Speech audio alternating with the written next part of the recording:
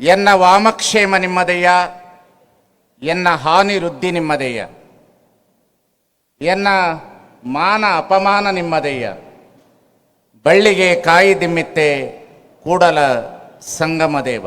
ಇವತ್ತು ಸಿದ್ದರಾಮಯ್ಯನವರಿಗೆ ಕೆಳವರ್ಗದವರ ನೊಂದವರ ಎಲ್ಲರ ನೋವು ಗೊತ್ತಿರುವುದರಿಂದ ಅವರು ಬಸವಣ್ಣನವರ ಆದರ್ಶನವನ್ನ ಇಟ್ಟುಕೊಂಡು ಈ ಸರ್ಕಾರವನ್ನು ನಡೆಸ್ತಾ ಇದ್ದಾರೆ. ರಾಜರನ್ನು ಹೊಗಳಿದವರಲ್ಲ.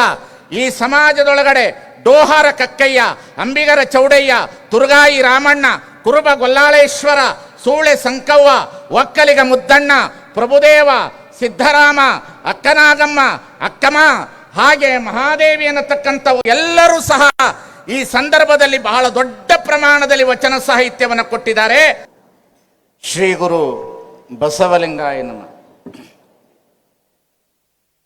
ಎನ್ನ ವಾಮಕ್ಷೇಮ ನಿಮ್ಮದೆಯ, ಎನ್ನ ಹಾನಿ ವೃದ್ಧಿ ನಿಮ್ಮದೆಯ, ಎನ್ನ ಮಾನ ಅಪಮಾನ ನಿಮ್ಮದೆಯ, ಬಳ್ಳಿಗೆ ಕಾಯಿ ದಿಮ್ಮಿತ್ತೆ ಕೂಡಲ ಸಂಗಮದೇವ.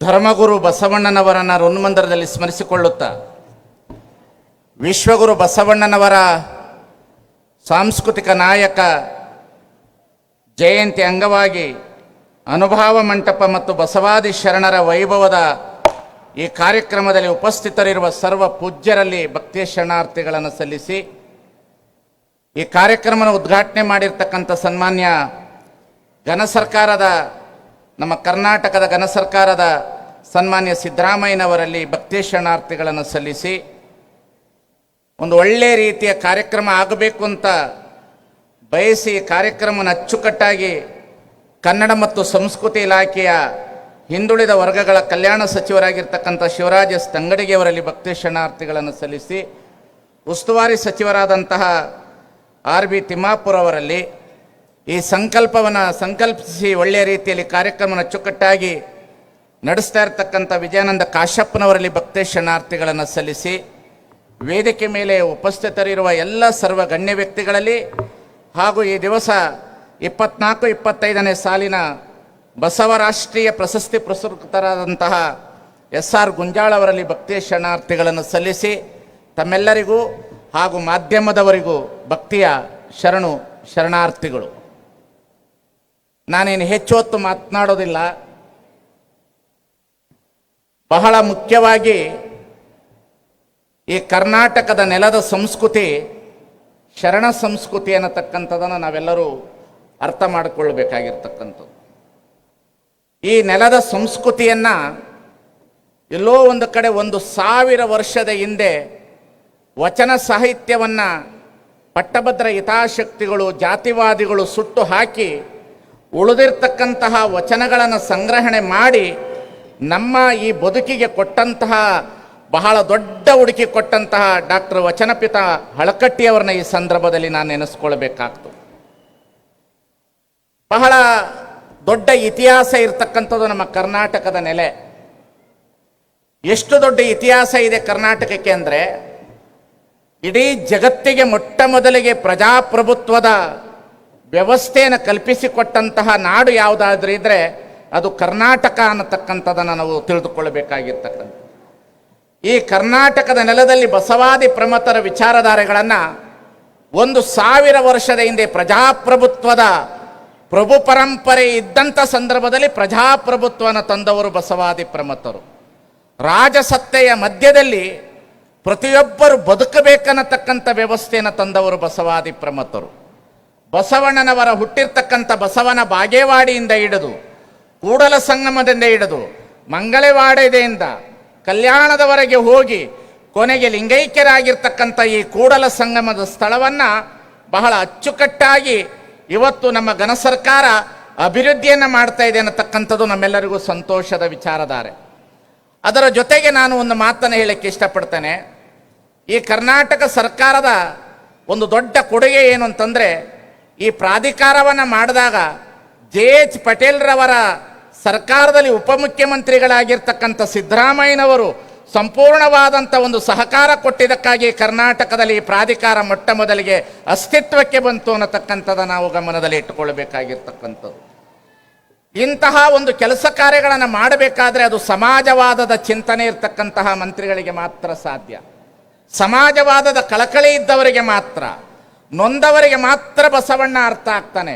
ನೊಂದವರ ನೋವು ನೋಯದವರೆತ್ತಬಲ್ಲರು ಅನ್ನತಕ್ಕಂಥ ಮಾತು. ಇವತ್ತು ಸಿದ್ದರಾಮಯ್ಯನವರಿಗೆ ಕೆಳವರ್ಗದವರ, ನೊಂದವರ ಎಲ್ಲರ ನೋವು ಗೊತ್ತಿರುವುದರಿಂದ ಅವರು ಬಸವಣ್ಣನವರ ಆದರ್ಶನವನ್ನು ಇಟ್ಟುಕೊಂಡು ಈ ಸರ್ಕಾರವನ್ನು ನಡೆಸ್ತಾ ಇದ್ದಾರೆ. ನಾನು ಹೆಚ್ಚು ಏನು ಮಾತನಾಡೋದಿಲ್ಲ. ಕಾಶಪ್ಪನವರು ಒಂದು ಮಾತನ್ನು ಹೇಳಿದ್ದಾರೆ, ಬಸವಣ್ಣನವರ ಮೂರ್ತಿಯನ್ನು 370 ಅಡಿ ಇಲ್ಲಿ ಮಾಡಬೇಕು ಅಂತ. ಆದರೆ ನಾನು ಸಿದ್ದರಾಮಯ್ಯನಲ್ಲಿ ವಿನಂತಿಸ್ಕೊಳ್ತೇನೆ, ಬಸವಣ್ಣನವರ ಮೂರ್ತಿಯನ್ನು ಸ್ಥಾಪಿಸಬೇಕಾದದ್ದು ಆದ್ಯ ಕರ್ತವ್ಯ ಇದೆ. ಎಲ್ಲ ಮಹಾತ್ಮರ ಮೂರ್ತಿಗಳು ಪುರುಷ ಪ್ರಧಾನವಾಗಿ ಒಂದೊಂದೇ ಕಡೆ ನಿಂತುಕೊಂಡಿದೆ. ಆದರೆ ಬಸವಣ್ಣನವರ ಪಕ್ಕದಲ್ಲಿ ನೀಲಾಂಬಿಕೆ ಈ ಬದುಕನ್ನು ಕಟ್ಟಿ ಬೆಳೆಸಿರ್ತಕ್ಕಂಥ ಬಸವಣ್ಣ ಮತ್ತು ನೀಲಾಂಬಿಕೆಯವರ ಇಬ್ಬರ ಮೂರ್ತಿಯನ್ನು ಈ ವೇದಿಕೆಯಲ್ಲಿ, ಈ ಕೂಡಲ ಸಂಗಮದಲ್ಲಿ ಸ್ಥಾಪಿತ ಆಗಬೇಕಾಗಿದೆ. ಕಾರಣ ಏನು ಅಂತಂದರೆ, ನೀಲಾಂಬಿಕೆ ಬಹಳ ಅತಿ ಅದ್ಭುತವಾಗಿ ಜೀವನವನ್ನು ಸಾಗಿಸಿದವಳು. ಕಾರಣ ಬಸವಣ್ಣನವರ ಜೊತೆಯಲ್ಲಿ ಸಮಸಮವಾಗಿ ಬದುಕಿದವಳು, ಗೃಹಸ್ಥ ಧರ್ಮವನ್ನು ಶ್ರೇಷ್ಠತೆಯನ್ನು ಇಟ್ಟುಕೊಂಡು ಬಂದಿರತಕ್ಕಂಥವಳು. ಹಾಗಾಗಿ ನೀಲಾಂಬಿಕೆ ಮತ್ತು ಬಸವಣ್ಣನವರ ಐಕ್ಯ ಸ್ಥಳ ಇಲ್ಲೇ ಇರುವುದರಿಂದ, ನಮ್ಮ ತಂಗಡಿಗೆಯವರ ಊರು ಇದೇ ತಂಗಡಿಯಲ್ಲಿ ಇರುವುದರಿಂದ, ಆ ನೀಲಾಂಬಿಕೆ ಮತ್ತು ಬಸವಣ್ಣನವರ ಭವ್ಯವಾದಂಥ 2 ಮೂರ್ತಿಗಳು ಈ ಸ್ಥಳದಲ್ಲಿ ಆಗಬೇಕಾದ ಆದ್ಯ ಕರ್ತವ್ಯ ಇದೆ ಅನ್ನತಕ್ಕಂಥದನ್ನು ನಾವೆಲ್ಲರೂ ಕಂಡುಕೊಳ್ಳಬೇಕಾಗಿರ್ತಕ್ಕಂಥದ್ದು. ಈ ದಿಶೆಯಲ್ಲಿ ಸಿದ್ದರಾಮಯ್ಯನವರು ಇವನ್ನೇ ಆ ಬಸವ ಸ್ಮಾರಕವನ್ನು ಪೂರ್ಣಗೊಳಿಸ್ತಾರೆ ಅನ್ನತಕ್ಕಂಥದ್ದು. ಅವರಲ್ಲಿ ಒಂದು ವಿನಂತಿ ಏನು ಅಂತಂದರೆ, ಅವರ ಅಧಿಕಾರದ ಅವಧಿ ಒಳಗಡೆ ಅನುಭಾವ ಮಂಟಪ ಕಲ್ಯಾಣದಲ್ಲಿ ಉದ್ಘಾಟನೆ ಆಗಬೇಕನ್ನತಕ್ಕಂಥದ್ದನ್ನು ನಾನು ಅವರಲ್ಲಿ ವಿನಯಪೂರ್ವಕವಾಗಿ ವಿನಂತಿಸ್ಕೊಳ್ತೇನೆ. ಅದರ ಜೊತೆಗೆ ಬಸವಣ್ಣನವರ ಅಕ್ಕನಾಗಿರ್ತಕ್ಕಂಥ ಅಕ್ಕನಾಗಲಮ್ಮನ ಐಕ್ಯ ಸ್ಥಳ ಆಗಿರ್ತಕ್ಕಂತಹ ಮುಖ್ಯವಾಗಿರ್ತಕ್ಕಂಥ ತರೀಕೆರೆಯಲ್ಲಿರ್ತಕ್ಕಂಥ ಸ್ಥಳವನ್ನು ಇವತ್ತು ಅಭಿವೃದ್ಧಿಪಡಿಸಲಿಕ್ಕಾಗಿ ನಮ್ಮ ನಾಡಿನೊಳಗಡೆ ಬಹಳ ಅತಿ ಅದ್ಭುತವಾಗಿ HS ಬಸವರಾಜ್ ಅನ್ನತಕ್ಕಂಥವರು ಹೋರಾಟ ಮಾಡ್ತಾ ಇದ್ದಾರೆ. ಅದನ್ನು ಪೂರ್ಣಗೊಳಿಸಿಕೊಡಬೇಕನ್ನತಕ್ಕಂಥ ಮಾತನ್ನು ಸಹ ಅವರ ಗಮನದಲ್ಲಿ ಇಡ್ತೇನೆ. ಹರಳಯ್ಯನವರ ಧರ್ಮಪತ್ನಿಯಾಗಿರ್ತಕ್ಕಂಥ ಕಲ್ಯಾಣಮ್ಮನವರ ಸ್ಥಳ ಬೆಳಗಾವಿ ಜಿಲ್ಲೆಯ ಒಳಗಡೆ ತಿಗಡಿ ಅನ್ನತಕ್ಕಂಥ ಗ್ರಾಮದಲ್ಲಿ ಬಹಳ ಅನಾಥ ಪ್ರಜ್ಞೆಯಲ್ಲಿ ಕುಳಿತುಕೊಂಡಿರ್ತಕ್ಕಂತಹ, ಜೀವನವನ್ನೇ ತ್ಯಾಗ ಮಾಡಿರ್ತಕ್ಕಂಥ ದಲಿತ ಸಮುದಾಯದ ಹರಳಯ್ಯನವರ ಧರ್ಮಪತ್ನಿ ಕಲ್ಯಾಣಮ್ಮನವರ ಐಕ್ಯ ಸ್ಥಳವಾಗಿರ್ತಕ್ಕಂಥ ತಿಗಡಿ ಹಾಗೇ ಉಳಿದಿರುವುದರಿಂದ ಅದರ ಕಡೆಗೂ ಸಹ ಗಮನ ಕೊಡಬೇಕಾಗಿರ್ತಕ್ಕಂಥದ್ದು ಬಹಳ ಮುಖ್ಯ ಇದೆ ಅನ್ನತಕ್ಕಂಥದ್ದನ್ನು ಕಾಣಬೇಕಾಗಿರ್ತಕ್ಕಂಥದ್ದು. ಯಾಕೆಂತ ಹೇಳಿದ್ರೆ, ಇವತ್ತು ಶರಣರು ನಮಗಾಗಿ ಪ್ರಾಣವನ್ನು ಕೊಟ್ಟಿದ್ದಾರೆ, ಶರಣರು ನಮಗಾಗಿ ಧರ್ಮವನ್ನು ಕೊಟ್ಟಿದ್ದಾರೆ, ಶರಣರು ನಮಗಾಗಿ ವಚನಗಳನ್ನು ರಚನೆ ಮಾಡಿಕೊಟ್ಟು ಹೋಗಿದ್ದಾರೆ.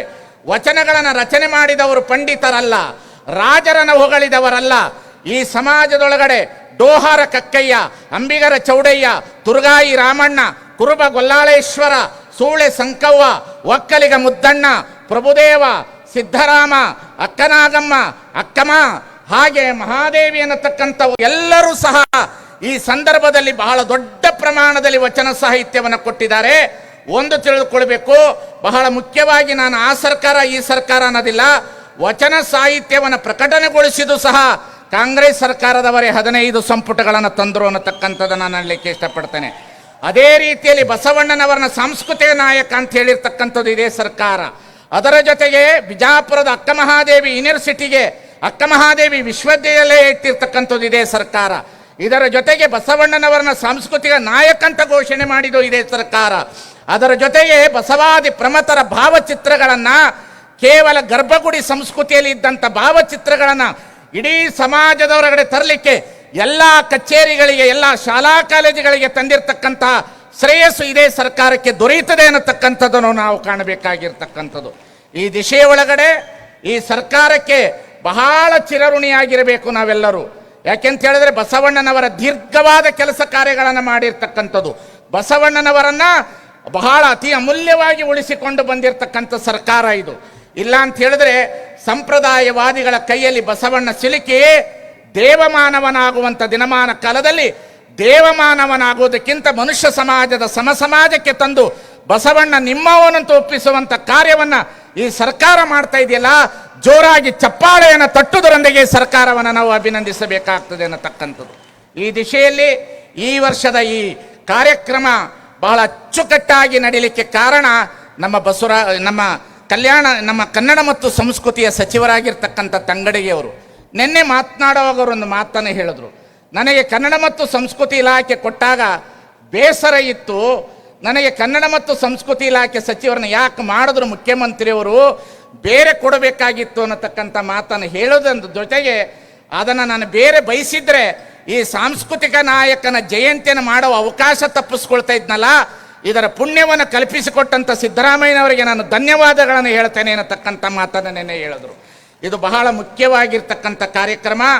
ನಾವು ಒಂದು ತಿಳಿದುಕೊಳ್ಳಬೇಕು, ಈ ದೇಶದಲ್ಲಿ ಹಿಂದೂ, ಮುಸ್ಲಿಮ, ಕ್ರೈಸ್ತ, ಸಿಖ್, ಇಸಾಯಿ, ಲಿಂಗಾಯತ, ಶೈವರು ಎಲ್ಲರೂ ಕೂಡಿ ಬದುಕಬೇಕಾಗಿದೆ. ಇದು ಬಹುತ್ವದ ದೇಶ.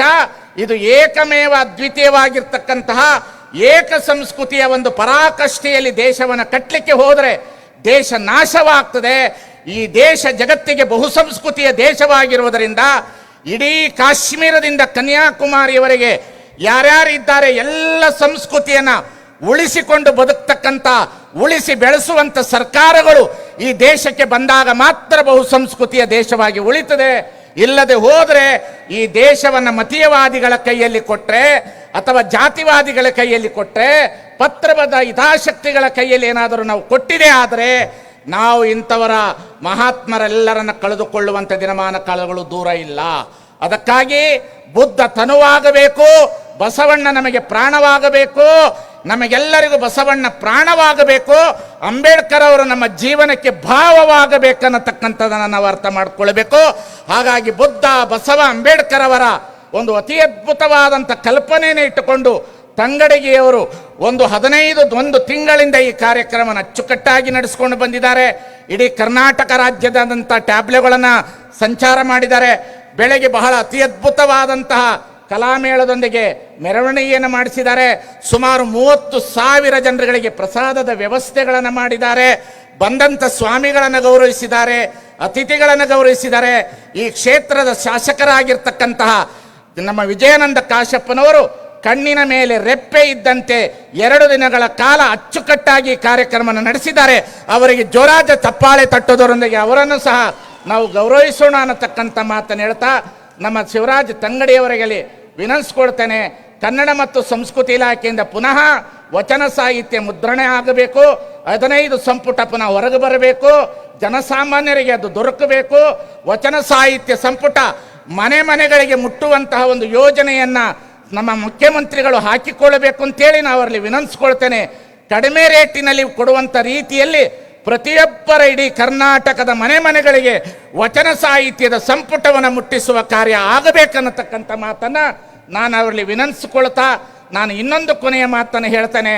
ನಾನು ಕನ್ನಡ ಮತ್ತು ಸಂಸ್ಕೃತಿ ಇಲಾಖೆಯಿಂದ ವಚನ ಸಾಹಿತ್ಯದ ಅಭಿಯಾನವನ್ನು ಶಾಲಾ ಕಾಲೇಜುಗಳಲ್ಲಿ ಪ್ರತಿ ಶಾಲಾ ಕಾಲೇಜುಗಳಲ್ಲಿ ಬಸವಾದಿ ಪ್ರಮಥರ ವಿಚಾರಧಾರೆಗಳನ್ನು ಮುಟ್ಟಿಸುವಂಥ ಸಂಪನ್ಮೂಲ ವ್ಯಕ್ತಿಗಳನ್ನು ತೆಗೆದುಕೊಂಡು ಎಲ್ಲ ಕಡೆಯಲ್ಲಿ ಮುಟ್ಟಿಸಬೇಕನ್ನತಕ್ಕಂಥ ಮಾತನ್ನು ಈ ಸಂದರ್ಭದಲ್ಲಿ ತಿಳಿಸ್ತಾ, ತಮ್ಮೆಲ್ಲರಿಗೆ ಮತ್ತೊಮ್ಮೆ ವಂದಿಸಿ, ಎಲ್ಲದಕ್ಕೂ ಮುಖ್ಯವಾಗಿ ನಮ್ಮ RB ತಿಮ್ಮಾಪುರ ಸಾಹೇಬರು ಅವ್ರ ಬಗ್ಗೆ ನನಗೆ ಗೌರವ.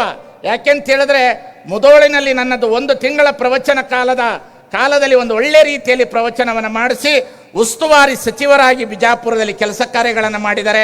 ಅವರಿಗೂ ಒಂದು ಜೋರಾದ ಚಪ್ಪಾಳೆಯನ್ನು ತಟ್ಟೋದರೊಂದಿಗೆ ಅವರನ್ನು ಗೌರವಿಸಬೇಕನ್ನತಕ್ಕಂಥ ಮಾತನ್ನು ಹೇಳಿ, ನಮ್ಮ DC ಮೇಡಮ್ ಅವರು ಜಾನಕಿಯವರಿಗೆ ಹಾಗೂ ನಮ್ಮ ಗಾಯತ್ರಿ ತಾಯಿಯವರಿಗೆ, ಕನ್ನಡ ಮತ್ತು ಸಂಸ್ಕೃತಿ ಇಲಾಖೆಯ ಗಾಯತ್ರಿ ತಾಯಿಯವರಿಗೆ, ಎಲ್ಲ ಸಿಬ್ಬಂದಿಗಳಿಗೆ, ಪೊಲೀಸ್ ಸಿಬ್ಬಂದಿಗಳಿಗೆ ಎಲ್ಲರಿಗೂ ನಮ್ಮ ಕರ್ನಾಟಕ ರಾಜ್ಯದ ಪರವಾಗಿ ಹೃತ್ಪೂರ್ವಕವಾದಂಥ ಧನ್ಯವಾದಗಳನ್ನು ಅರ್ಪಿಸ್ತೇನೆ.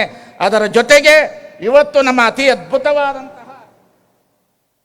ಬಸವಶ್ರೀ ಪ್ರಶಸ್ತಿಯನ್ನು ಪಡಿತಿರ್ತಕ್ಕಂಥವ್ರು ಡಾಕ್ಟರ್ SR ಗುಂಜಾಳ್ ಅವರು. ಅವ್ರ ಬಗ್ಗೆ 2 ಮಾತನಾಡಬೇಕು. ಅವ್ರ ಬಗ್ಗೆ ನಾನು ಮಾತನಾಡಿಲ್ಲ ಅಂದರೆ ತಪ್ಪಾಗ್ತದೆ.